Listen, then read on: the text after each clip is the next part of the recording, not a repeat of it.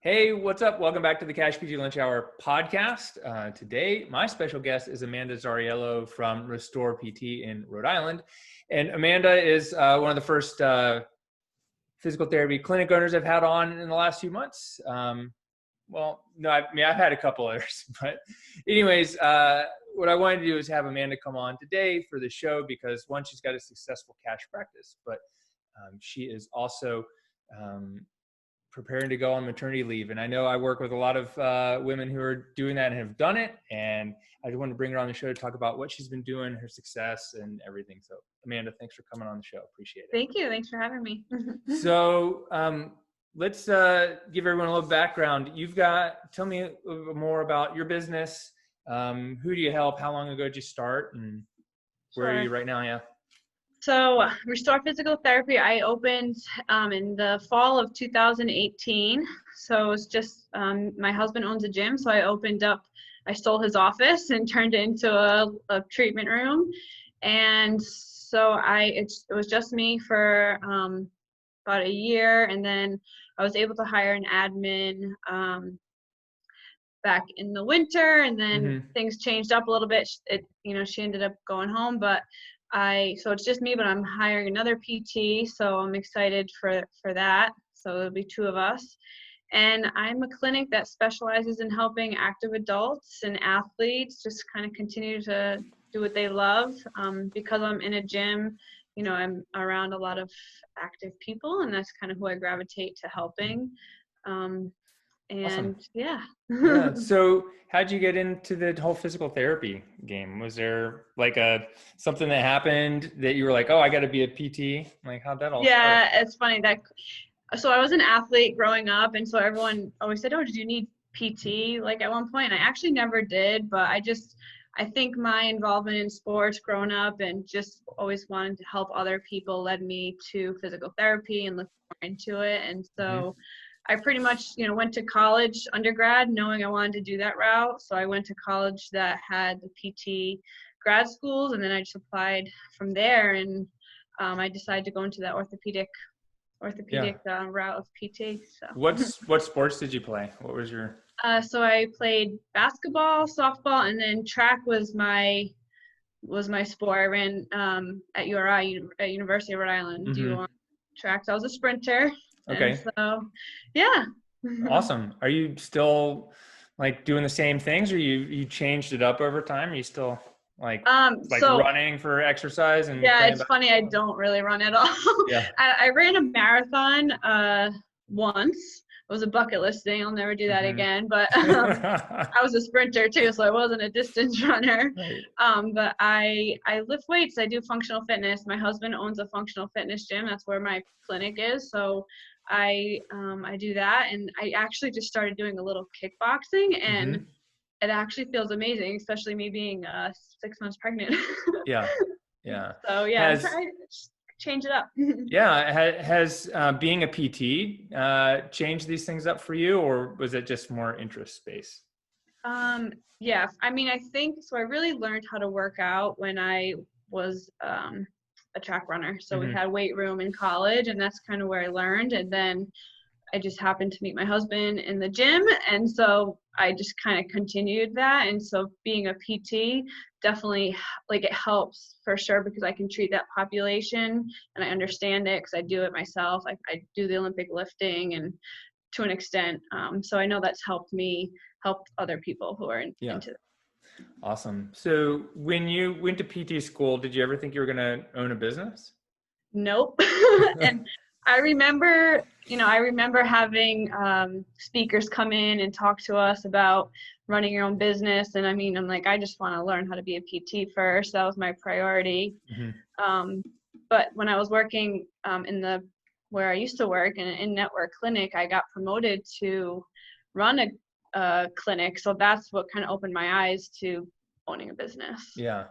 Was that, you're not there still. So what happened, or what changed, that you decided that I need to do this on my own? So I was working my butt off for someone else. And so that was part of it. I I loved what I was doing, but because I was in the managerial position and had profit sharing, I had incentive to see a lot of people, and I just was getting burnt out, and I wasn't the way I wanted to do things anymore. And I didn't agree on certain things. And so I talked to some people, and then people would come tell me, you need to go open your own place. Like, you need to do this on your own. So all these people around me are like putting it in my ear.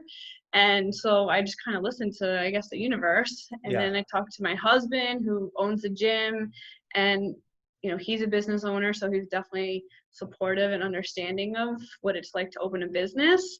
And so I just kind of realized, like, if I don't do this now, I don't know when I will, because I wanted to have kids, but I was like, this is a good time frame. This was like 2 years ago now. Like, we just got married.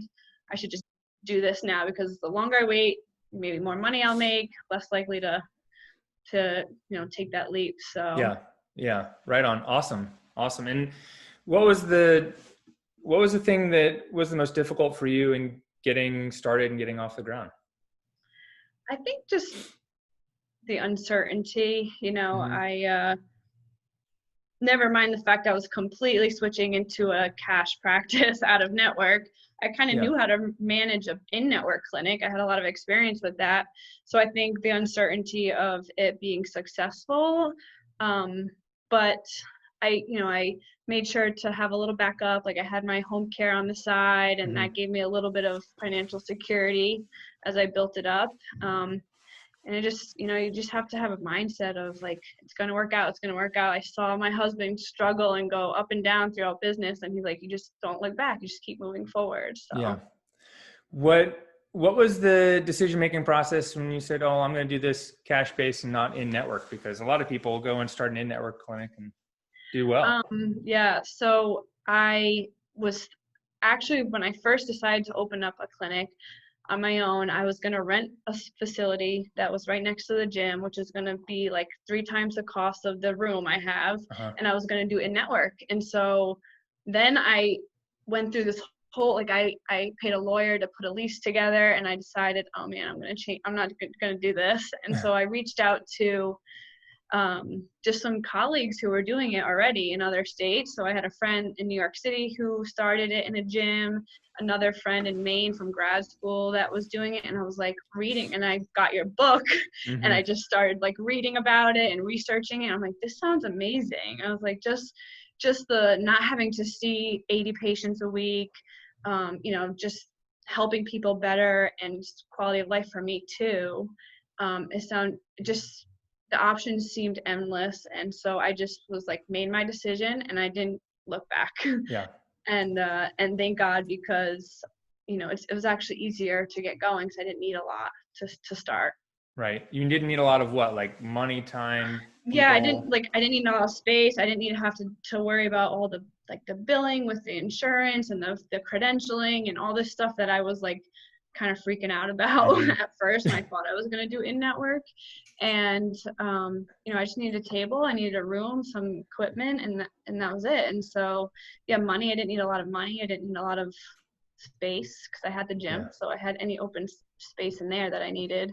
And it was actually, I was less stressed. Yeah, that's awesome. I mean, it's a little overwhelming to think about all the credentialing and insurance and the rules and all that stuff. And and I was going to rent a space that I was going to have to build out in. So I was going to have to borrow money to do all this stuff.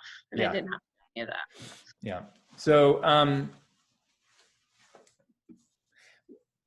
what was the number one thing that you did early on, whether it was, starting in a gym or something else, like, that got you up and rolling so you were seeing some patients and making money? So like the very first thing I did before I even opened was I started just thinking of a name for my business, and just all those little things like, all right, what's my name? What's my business model going to be like? And it changed over the year, because I wasn't 100% sure. I did what I knew, and so I marketed what I knew, but that changed over the years. So the first thing I did was make a website, get a Facebook page, just basic stuff like that. And I reached out to, my patients that have been following me for years. They knew I was going out on my own, and and I just started there. I started going to doctor's offices because that's all I knew too, to market it.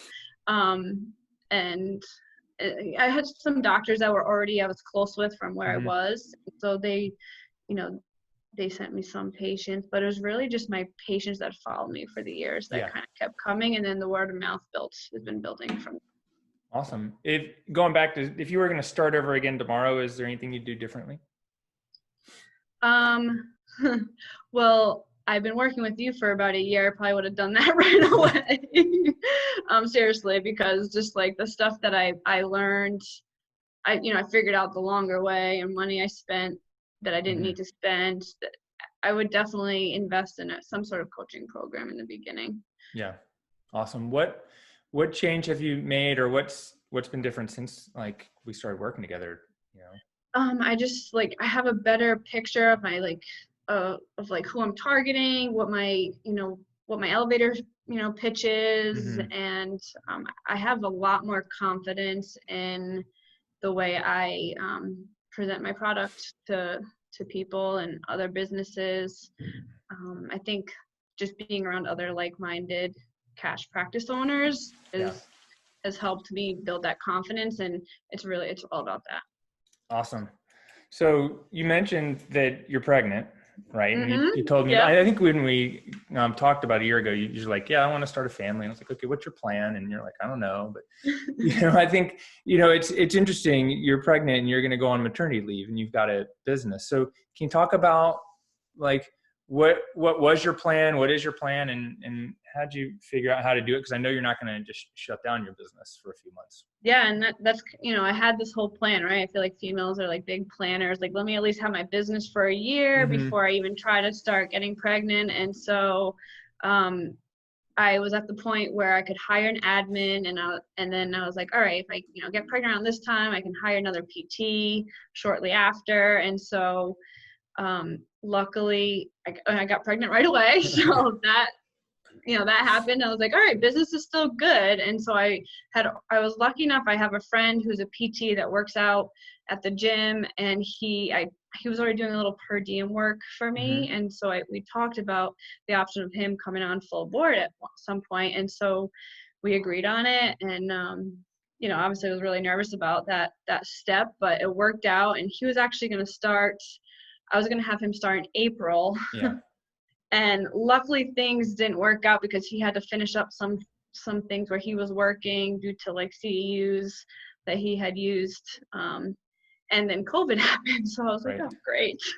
I was like, okay, so I'm going to have a baby in a few months, and hiring someone in my business just pretty much went to like 20% of what it was.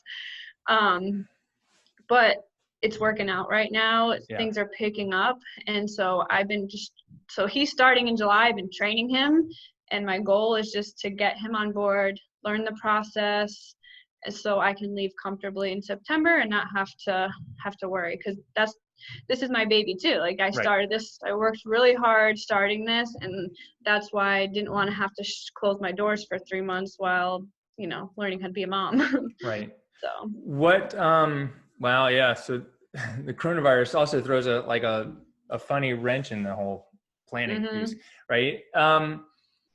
What kind of things have you done to set up to bring on another, PT to take over for you? Like, what kinds of things are you doing to train him, or what kind of things is he doing, and to get ready for this kind of shift, or like you're going to handoff a little bit. It's a little bit of a handoff, right? Yeah, the handoff. So I've been meeting with him like for the past 6 weeks, just for a couple hours on a Friday, and just starting from the basics, like teaching him what Restore is all about, teaching him how an evaluation goes, what we say to our patients at the end of their treatment, like the phases of treatment, and just being able to pitch the package that we recommend, and just practicing that script with him, and then he was still working. So I was like, just kind of practice that with your new patients already, where you already are. Just like, this is the first phase, second phase, third phase. So he's been doing that already with patients at his other business, which has been good. So we, practice the script, just all the systems, like what you do when a new patient comes in. I gave him some books to read just to get him in that mindset of not needing insurance anymore, and Cash PT. He's good with social media too, so that's going to be really helpful in the beginning. He's actually a professional kickboxer, so he has like a big following already online, so that will help, and he's involved in other gyms in the state. And so I've been just talking to him weekly about different processes, and then when he comes on board, my plan is to give him all the new patients, obviously, and anyone that I just kind of started treating, and go from there. Okay. Right. Just wing it. Yeah.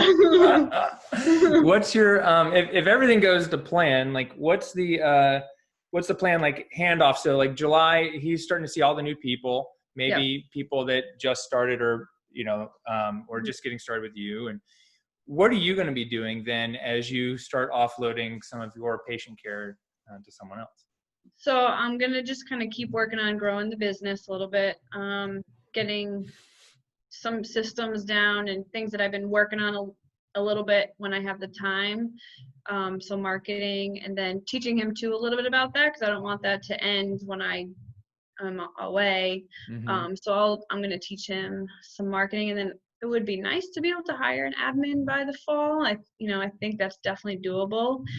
So maybe working on hiring some help to answer phones and do all that admin stuff.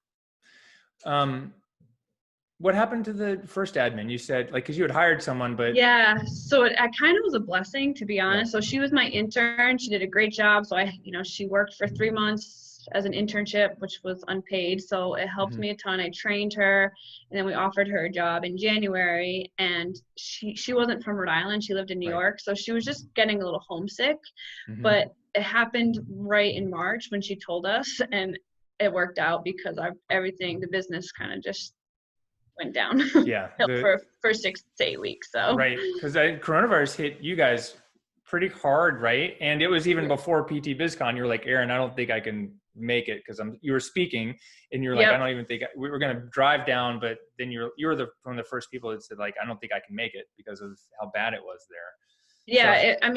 We're sandwiched between Boston, New York, right? So obviously that was a concern for Rhode Island, and I was pregnant, so I just was unsure. Everyone's scaring you about everything, and we businesses started shutting down already. Gyms started shutting down even before it was mandated. So I was people are like, you're traveling? I'm like, yeah, I'm still going. I might drive, but I'm still gonna get there. And all these businesses were stopping travel, so I just had this feeling that I don't know if it's gonna happen or not. But. So how'd that affect your business? Was it immediately right then, or even looking back, do you notice a different pattern? So what happened first was that the gyms had to close down, but I didn't have to close down just yet. So I stayed open because I felt okay until they eventually closed pretty much everyone down. And so just like everyone else, I started pivoting to telemedicine. I applied for the PPP loan, and I was very lucky. I got that right away, within a week of applying. And I applied. I was the first applicant probably, so I was on top of that. And everything was, I went down to probably seeing 6 to 8 patients a week. But I ended up doing. People were hesitant to do telemedicine. They were like, well, it's not the same. I do a lot of hands-on, but I'm functional medicine too. They're exercising as well, but they just, they're going to pay that. They're going to pay for a virtual session. So I just started giving. I was like, giver's gain. You just got to give stuff and it will come back to you. And people are all uncomfortable right now. People don't know what to do. So I was just like, let me just make sure you're doing okay throughout this until you come see me again. I offered free 30-minute sessions. And if it worked out, we transitioned to a full session the following week. And I just needed to my whole focus was just stay in front of these people that you already been working with. And that's what I did. I did free sessions. I wrote them little programs if they had already paid a package and they wanted to wait to come back, because they had already prepaid. So they weren't worried about using it virtually. They wanted to wait to come back. So I gave stuff away, and I just started getting out on social media and working on a YouTube channel. I developed that, and just stuff that I haven't had time to do. I started working. That's awesome. And what what results have you seen from that so far? Has that come back to you yet? Yeah, it's really good. So end of April, I started seeing patients again. But this beginning of June, everything started opening up again. The gym started opening up. And so right now I'm almost where I was back in February, I guess. So it's coming back, and I feel like I'm getting people from different, like, out of the woodwork that, all over the place. I'm like, oh my God, it feels good. Right. Was there anything specific that you did to ensure your safety and your patient's safety as you guys reopened? Yeah, so we have the thermometer. I made sure everyone was being screened with the questions and checking their temperature. I pre-ordered a bunch of gloves and all this stuff, like, kind of beforehand. Luckily I have a friend who is in, like, cleaning supplies. He's like, you should probably get this stuff now because the price is going to go up and there's going to be a shortage. So I got all the sprays, everything I needed, and people were comfortable. Like, they couldn't wait to come back, to be honest. I had some patients that probably shouldn't come back, like patient that just recovering from cancer, and they don't care. They're like, my shoulder, I can't move my shoulder. Like, it's causing me more problems. So yeah, it's funny. I feel like the patients that really insist on coming back are the ones that probably shouldn't. Right. And I'm like, wait, you probably shouldn't be. How'd you figure out what procedures to use or what cleaning supplies? I mean, was there any guidance that you found or used? Because I haven't really found anything super definitive for myself.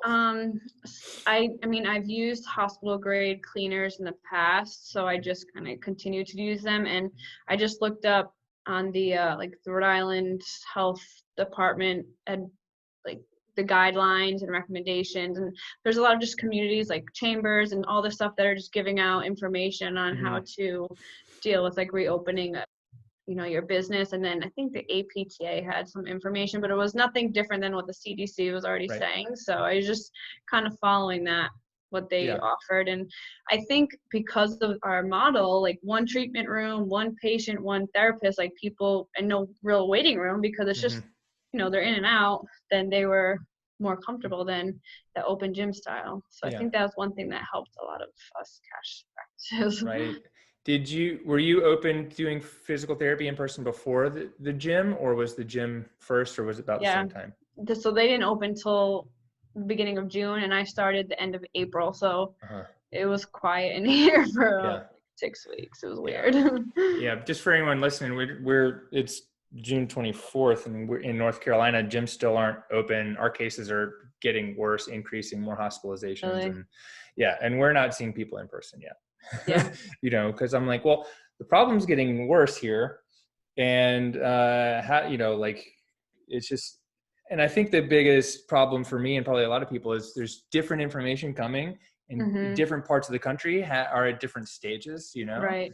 And it's hard to, make a judgment call sometimes, I think. Yeah, it's hard. I think, like, when this all happened, I was like, we're doing the right thing. Like, everyone needs to just shut down. We need to hospitals need to make sure they're, under control. And Rhode Island opened up, like, 2 extra hospitals, but we never used them. So the hospitals were never outrun compared to, like, New York or Boston. So Rhode Island has done a really good job at managing it. And so, but, the guidelines are pretty strict. Like, you go to a restaurant and, you have to wear a mask, and they're checking temperatures. And I think it's a pain, but I'll take that versus being closed. So.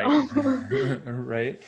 Are you still doing video with some people? Like, are some people like, I don't want to come in, or they're all coming in? All coming in right now. Yeah. So I don't have anyone with video.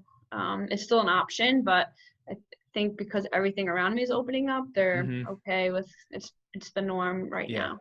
Do you think video would be is something that people are going to want from you in the future? Or am I thinking, or the other thought I'm thinking is like, well, Rhode Island's really small. It's not that big. Everyone's just probably right there anyways.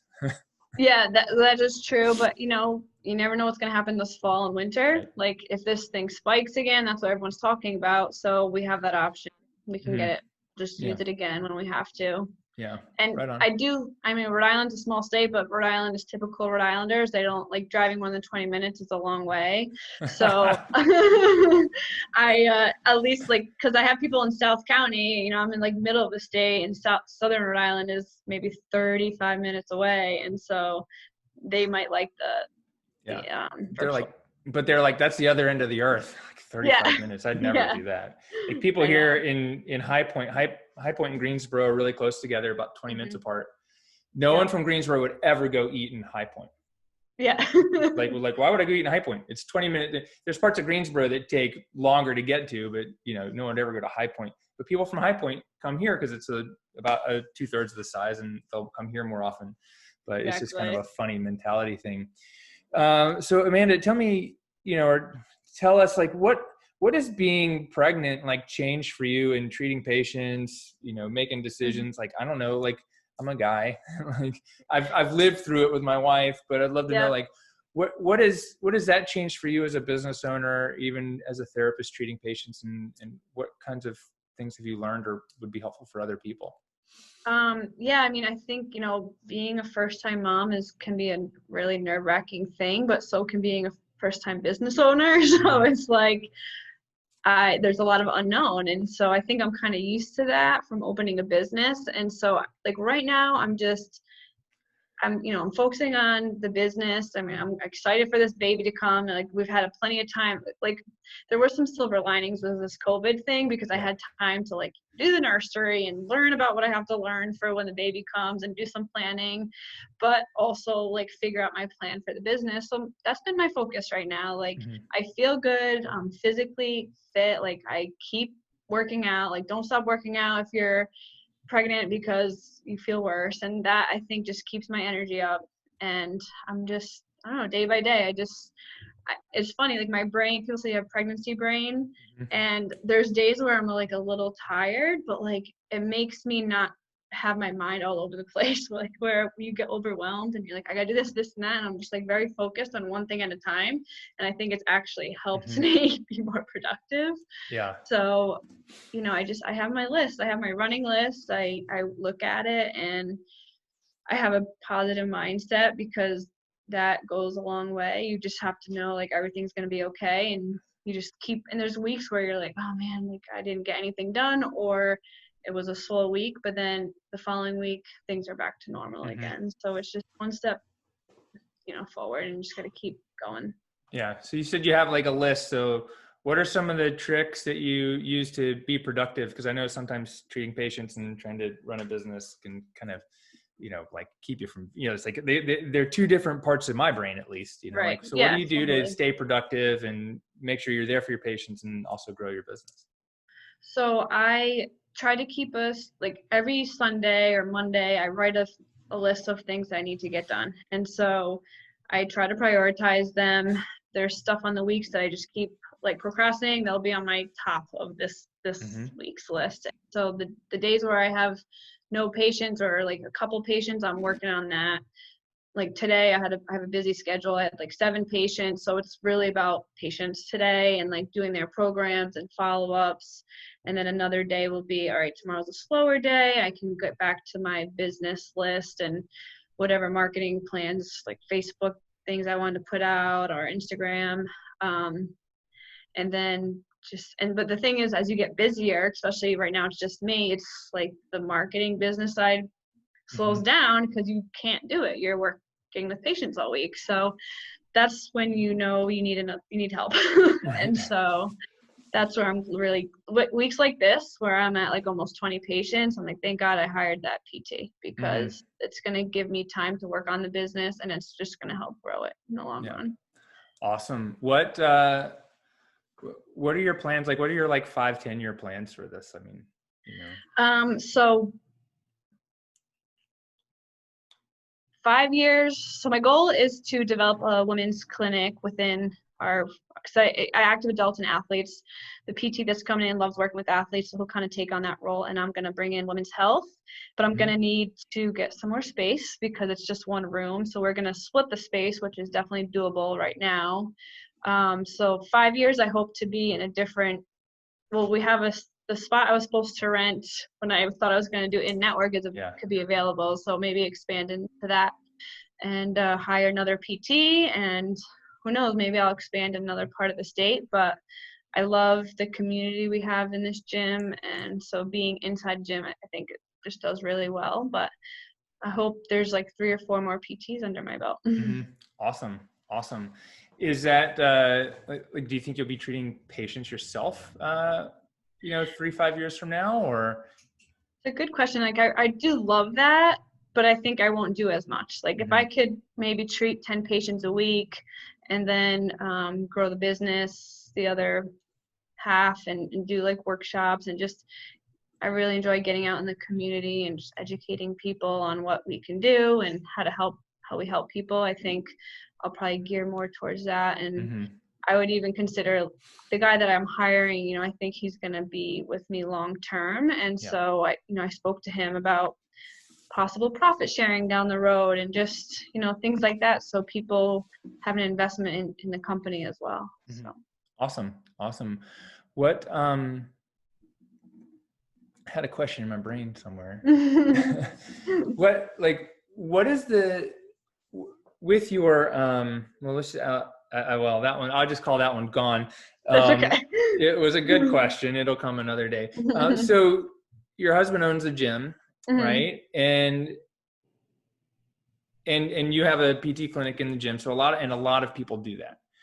So, and I've seen some people do it and it hadn't worked out, and some people do it and it's just like gangbusters, and some people it's kind of neither here nor there. But I do think it's an awesome relationship. So can you share what are some of the specific things that you're doing to market or promote your services, inside the gym? Like what's working and what hasn't worked? So because we're 2 separate businesses, it's different, but it still is beneficial because we're husband and wife. So we're just going to continue to help each other out. So things that like he'll offer, like any athletes coming in, new athletes coming in, free injury screening with Amanda. So like we get to meet them, and then before the trainers write their program, we have done a full evaluation on them, even if they don't have injuries. Because to me, that's like, all right, they know you, they're comfortable with who you are. So, and the same thing for any adults that are coming into, like just offering the free discovery sessions or just a free screening upon sign up. So just little things like that, where because they might not know you if you're not working out with them at the same time. And then so that's something that's worked. It's interesting because we're just helping each other grow. Like people will hear about me who are like gymnasts at a gymnastics studio, and they come see me and I'm like, all right, you guys really need like strength and conditioning at this point. And so then they go into the sports performance program, but they love it because like their PT's here, they feel safe. Like if anything happens, they just come in and ask me. They know the trainers are talking to me, and that I think that's like the model that we need everywhere. Like the doctor, the strength coach, and the PT like working together to prevent injuries, and the coaches. Right. Is there anything that you've done specifically to educate the trainers that work at the gym, so that they know when the person needs a modification and when they really need to come see you? Yes. So we try to do in-services at least once a month with the whole crew, and I'll do a lot of teaching of just like shoulder injuries or low back injuries, and that helps. And then we have a post-rehab program too that's through the gym, but so once they're done with me, they'll transition to that. And so the trainer who kind of runs that program will sit in on like the last PT session with us, or I'll kind of assess, even if they've come from another PT clinic and they need to do the post-rehab program, I'll do an assessment too, so the trainers feel comfortable writing their program and I can clear them with any issues. And it's honestly, that's the stuff that people like really love. They love that they're being taken care of and we're being thorough with everything. And it's not just a random trainer putting them through whatever exercises found online. So yeah, do you guys get, are you getting people like patients from other gyms or trainers outside of your ecosystem referring people to you as well? Yeah, so there's a CrossFit gym that's like 20 minutes from here that I have a good relationship with, that I've treated a lot of their clients. There's a couple of the gymnastic studios that I'm working with, a dance studio. So some of these people have worked out at the gym, or some just got referred to me through someone else, and then that just keeps spreading pretty much wherever gym they're in. So all right. So I mean, because I think, remember, one of the fears that I had was, well, if I go and I'm in this gym, because the opportunities I had were like a smaller gyms, and I was like, well, if I go there, then people from other gyms aren't going to want to come, or their trainers won't send them because they'll be afraid of losing their training client to the place where they're coming. Have you experienced that at all? So it's interesting. So obviously, like the CrossFit, that's a total different gym than our gym. And so, there's things at CrossFit, depending on the CrossFit, I try to just educate them, like, yeah, that's great, but you just need to change up your method of training every week. Like, don't do the same high intense 20-minute workout every day. And so I'm teaching them that, and then I bring them out into the gym and I teach them like kind of our method. And I don't necessarily lose, they don't necessarily leave their gym to come here, but they know that, I don't know, I'm just educating them differently, because people don't know what they don't know until you just start teaching them. But yeah, it was a good question. I mean, most people aren't, some come join the gym after, but some will do both. Yeah. But I haven't run into any issues with that. I think, I'm here to just help people get better and out of pain and get back to their activity. And so when you build that trust, they'll keep coming back. That's awesome. I know in the past you've mentioned that BNI was something that you've done and that's been successful. Can you just tell us a little bit about, like, I can't remember, I don't know what it stands for, but it's a networking group, right? Yes. So BNI stands for Business Networking International. So it's an international organization, and I was very lucky to get involved in that, and I have a really good group. And that's the thing with BNI, people can go into a group and like not really like the people in there, but if you find a good group, it's just another way to get into the community outside of just like the gym and yoga studios that you might focus on, and you build more it's all about building relationships and their philosophies and their it's givers gain, and you help people out and they want to help you, and you build more trust. And especially as a physical therapist, I feel like everyone always needs a physical therapist. So those seats usually do really well in a BNI, where not everyone needs a new roof, you know what I mean? Right. But people always are getting hurt or know someone that's getting hurt. So I definitely would recommend that to new PTs, because it also, you have to do a minute talk every week. And so you learn how to do your elevator pitch, you learn how to publicly speak, and you get better at that. And so it helps you sell your business too. Yeah, and that's awesome. That my experience with networking groups early on was that I was there and people were just trying to sell me the products rather than even like get to know what I do. And so that turned me off. I don't think I ever went to like a BNI meeting, but I went to a couple different ones. I was like, these aren't for me. These are how it's all going to be. But apparently that's not your experience necessarily, right? It can be that way, or it could be good for you. And it's just like you're not going to get along with everyone in the group. If there's like a handful of people that you build relationships, because it's not always about the people in the group, it's about who they know that they So what's your number one, is there like a strategy for when you go into the group to build a relationship, or questions you ask people or something?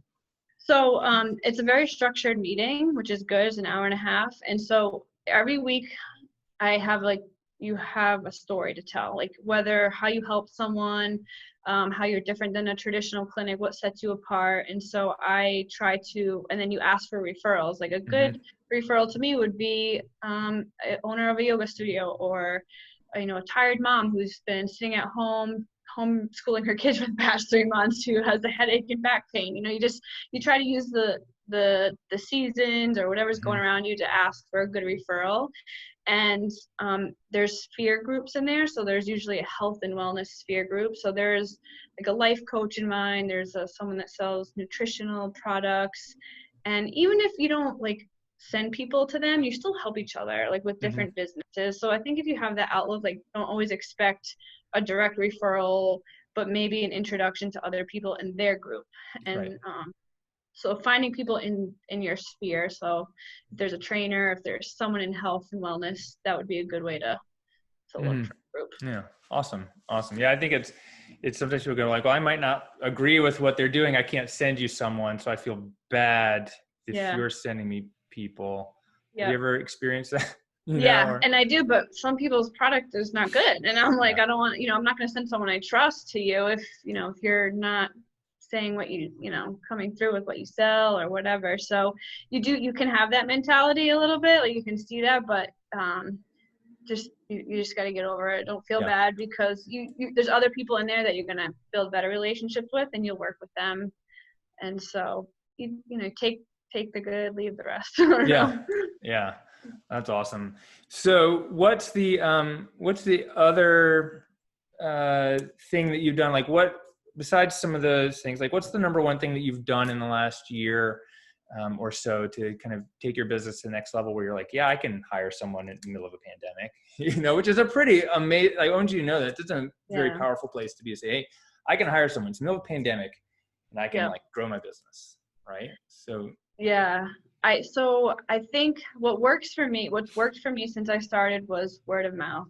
People who I've treated do well, and that's helped me, and I've used that. So I've asked people to give referrals. I've asked them to write reviews, and that has come back to me. And so just working on, and then getting involved a little bit more on Facebook. Like, I don't do it enough, but when I do it, I have a lot of engagement. So, and people say, those are really great posts, you need to do it more. And so it's just a timing thing. So I know I'm going to have more time when I hire that PT, and I know he's going to bring, so I just know, like, the more I can hand off, the more that's going to come back, because I'll have more time to do those things that people do enjoy.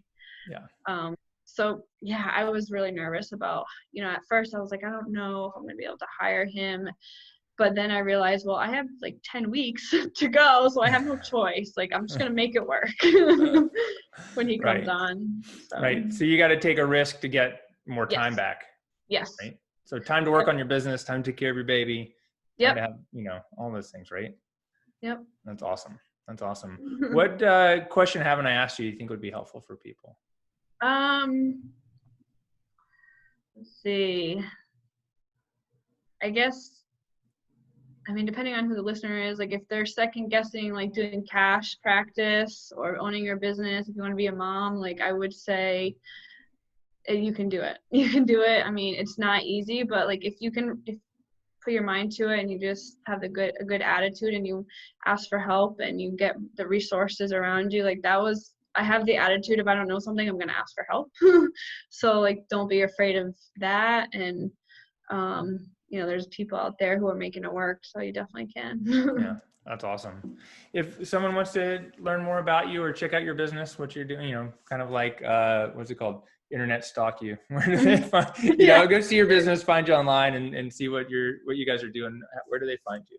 So they can find me on Facebook, Restore, I think PTRI is my name, and same thing for Instagram. It's RestorePT_RI, or my website, and all my contact info is there if they ever want to email me and chat. Because I know personally, before I started doing this, I started emailing random cash practice owners just to, like, that helped me just get some ideas and know that other people were doing it successfully before I started. So, I want to help other people who want to do this route, because it's a game changer. And I can tell you, like, my quality of life going to work every day has changed completely. So that's awesome. That's so awesome.